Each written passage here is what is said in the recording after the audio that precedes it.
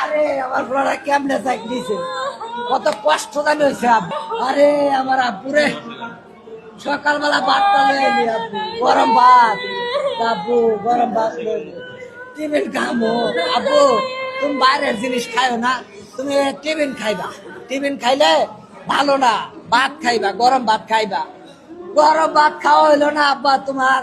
আব্বারে সকালে নামাই দিছি দুইটা ছেলে আমার, একটারে নামাই দিছি বড়টারের সামনে, ছোটটায় কই আব্বু আমার কাছে ব্যাগ দাও, আরেক হাতে বাড়িটা নিছে। আরে আব্বুরে তোর একটা সুমা দিতে না।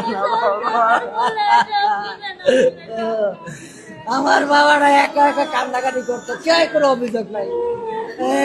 আহ আব্বু, আব্বু মনে হয় তুমি দুষ্টামি করে আনো গেলা, আনো তুমি।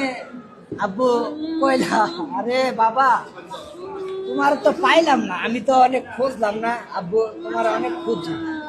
আমি ওই সাইডে গেছি, তুমি যেই জায়গায় বসে দাঁড়াই থাকতা ওই জায়গায় গেছি, ও মুরা গেছি, ওই মাঠে গেছি, কেউ রে দেয় না, পাই না। আব্বু আব্বু আমার আমার এই আমার ছেলেটা কেউ কোনো অভিযোগ করে নাই, কোনো অভিযোগ করে নাই, কেউ মারলে অভিযোগ করে নাই, একা নিবিড়ে বসে কান্নাকাটি করে। আব্বু তুমি কান্না করো কে? ওই আব্বু আমার ওই মারছে, তাও কোনো অভিযোগ করে নাই। না জানি আমার ছেলেটার কত কষ্ট হয়েছে। আরে আমার লাগা কইছিল আব্বু আমার ইয়াত নিয়ে যাইবা, সিলেট ঘুরতে নিয়ে যাইবা। আমি কইছি আব্বু পরীক্ষার করে নিয়ে যাবো। আব্বু আরে তুমি তুমি আমার মাঝখানে আজকে বইছিলা, বড়টায় পিছনে বসছিল, বড়টায় পিছনে বইছিল। ও জুনায়েদ রে, জুনায়েদ তুই কই গেলি?